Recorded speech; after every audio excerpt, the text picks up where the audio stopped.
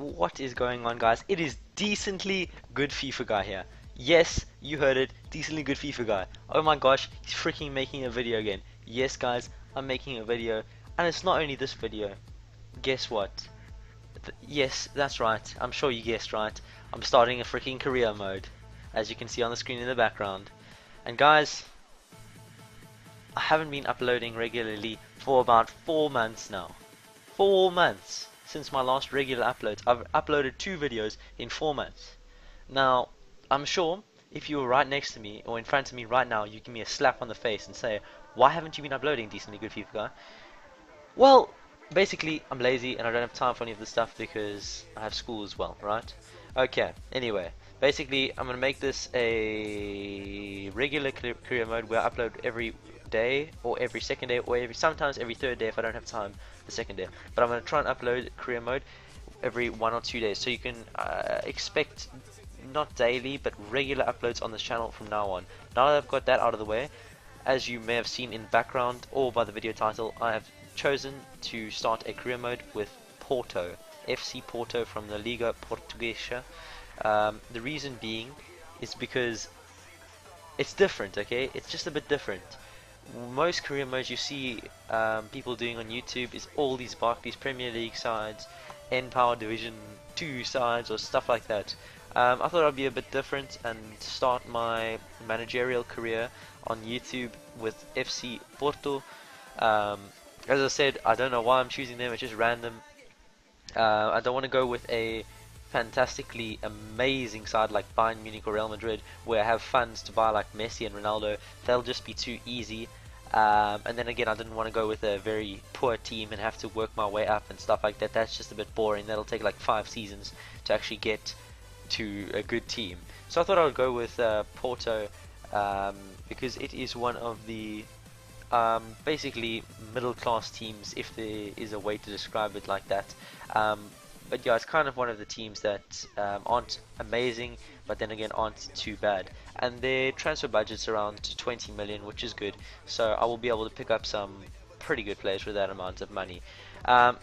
Anyway, so another thing is, yeah, basically, if you're like scared of me doing like 5 seasons with Porto or something, guys, don't worry, that won't be happening. At the end of my first season with Porto, depending on how I do, I will be making a video saying you choose in the comments what team I play with next season. It'll be a decision for you guys to make what team I go on to, or if you want me to stay with Porto or move on to a different team. But we'll cross that bridge when we come to it at the end of this career mode, if we even get there anytime soon. But anyway, yeah, we will carry on with talking about this first episode now. Okay, so first thing I normally do is when I start a career mode, I go straight to my squad and I check my players in my team and see what kind of team I can make. And basically I just go through the players and see what I can do. So basically, this is the team that I ended up making, the best team, as you can see in the background now, with Helton in goal, Danilo, Macon, Mangala, Alexandro, Defo, Gonzalez, João Montinho, Hulk, Martinez, and James Rodriguez. That is the best team I could have made with the players I have in the squad. Basically, that'll be the team that I'm using most of the time, unless I sell players from that this team. But otherwise, that'll be the squad that I'll normally be using. I won't be using it for every single game. There will be obviously changes every now and again, but generally that will be the team that I usually use. Now next, basically what I do second is I go and check through players that are either old or young and aren't that highly rated, and I either go and transfer the players that I don't want or that are very old. For instance, I transfer listed the keeper, who's 34 years old, and then you just saw that centre back now, who I didn't really want, who's only 24, but he can get me some cash. And also some other players like Martinez there, you see I transfer listed because he's not that great of a striker, and I'm looking to purchase a different kind of striker.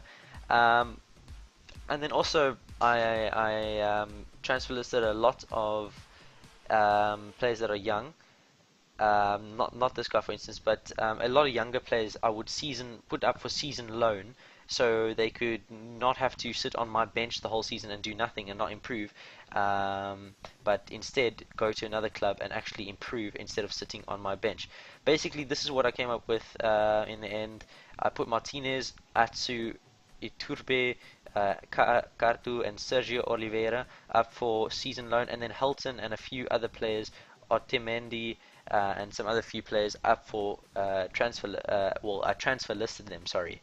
So basically, yeah. Now that that is over, I can go and look for my first player, and only one player was going through my mind when looking for a striker because I needed to look for a striker first because I transfer listed both of my two only strikers in this team. And I'm sure by seeing Saint Etienne, if you play Ultimate Team, you would know exactly who this player is straight away. I'm sure you can guess, and if you haven't guessed already, just look at them. The god in FIFA, that is Pierre-Emerick Aubameyang. Yes, him. I'm sure you're all gasping. If you don't know who he is, he's basically a beast with a huge amount of pace, great finishing, great dribbling, and great attacking positioning. He's worth around 8 million according to his value. But I'm going to pop in a bid there for about 10 million because where it says chief executive comments, it says I should bid around 10.5 to 12 million. But I put in a cheeky 10 million bid there for Aubameyang. And when they get back to us, we'll see if we have won him or not. But hopefully, we could have picked him up for about 10 million because that'll be a nice sum of money to pay for him. Then basically here we get the general league objectives and cup objectives. They want me to win the league and the cup, and they would like me to come in, get to the semi-finals of the Champions Cup, aka the Champions League. Then some other irrelevant news just pops up on my screen. We all know how irrelevant that is, and we don't really care about that. Basically, we just care about the transfers. But we are getting there. We advanced a little bit more into the transfer window, hoping to get some news back on the Aubameyang transfer, and we do get a letter back from Saint Etienne saying we've set a 14 million price tag on Aubameyang. Yes, 14 million. To pay for Aubameyang. I thought, okay, that's acceptable. It's not too out of my range, so I could afford it, and I decided, okay, I will go ahead and pay 14 million for Aubameyang because he is definitely worth it. Then we get a surprise bid from Inter on João Moutinho, offering 15 million. I thought, you know what, I don't want to sell João Moutinho, but if they're stupid enough to accept 25 million, my counter offer was 25 million, then basically I would be getting a good 25 million to spend on other players, and I could replace, even though it would be hard to replace Moutinho, as he is such a great holding midfielder for Porto, probably the best player in the team apart from the Hulk and Rodriguez and some of the other players, but it would be very hard to replace him. But for 25 million, I think it'll make it a little bit easier to replace him if they do accept. But come on, 25 million, do you really think they're going to accept 25 million? What a stupid bid. But we'll see as the episode goes on. As we carry on advancing, we get a transfer offer here, as you'll see in a few seconds. I'll just take a while to open it up, but we get a transfer offer here for Helton from Chelsea. They're offering 1.5 million. I thought he's worth about 2 million, so I thought I would put in a cheeky 2.5 million counter offer for him, because I know Chelsea are quite a rich club, so I thought, you know, I'm sure they wouldn't mind paying an extra 1 million for Helton there. So I sent that counter offer and then carried on advancing more and more into the transfer window.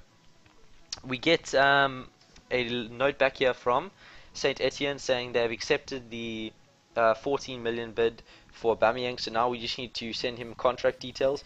We offer him £45,000 per week on a 5-year deal, and we make him a crucial first team player. Hopefully he'll accept that. And then here we get back from Chelsea. Apparently Helton is not worth 2.5 million, so they came back saying he's not worth that much, and they will not be pursuing Helton anymore. So we carry on advancing here. Hopefully we'll get hopefully we'll get more bids for Helton later in this in the season, not the episode, sorry. In the season, because we do want to get rid of Helton because he is 34 years old, and basically he will not improve anymore. He'll just carry on going down in rating, so we want to get rid of him as soon as possible and buy a relatively young keeper that is good rated and that will fit Porto quite well. Anyway, we get a reply from Inter here. Apparently they have reviewed the asking price of 25 million for João Moutinho, and decided to go ahead with it. So my stupid transfer offer that I sent to them, thinking they would never accept this, they've accepted. So I was a bit shocked when I saw that. I was a bit disappointed, actually, to be honest, because I know now it's going to be quite difficult to replace Moutinho in that position, because there's not many good youngish players to fit that position.